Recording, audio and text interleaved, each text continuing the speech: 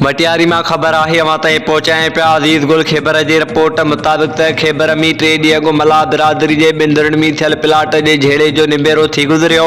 ख़ैबर में मल्हाह बिरादरी में चाचनि ऐं भाइटनि में झेड़ो थी पियो, जंहिंमें चाचा मिठू मल्हाह, अब्दुल गफूर मल्हाह, मलूक मल्हाह, ॿी धुर जे जुमन मल्हाह, इब्राहिम मल्हाह वारी धुरनि जे झेड़े जो निबेरो मल्हाह बिरादरी के मोहद्दीन भाऊ अल्लाह बचायो मल्हाह, अब्दुल वाहिद मल्हाह, गुलाम हैदर मल्हाह, सहाफ़ी खैर मोहम्मद मल्हाह, साबिक़ा कौंसलर गुलाम शबीर मल्हाह, अमीर मल्हाह जन अमीननि जा फ़र्ज़ असर अंजाम ॾिना। ॿिन्ही धुरनि जूं ॻाल्हियूं ॿुधियूं।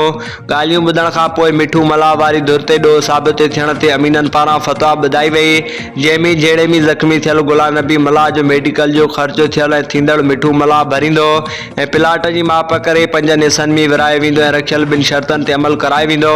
उन मौक़े ते ॿिन्ही धुरनि खे खीर खंडु करे भाकुर पाराया विया, दुआ ख़ैर घुरी वई। फ़ैसिले में मल्हाह बिरादरी जे सभी माण्हुनि शिरकत कई।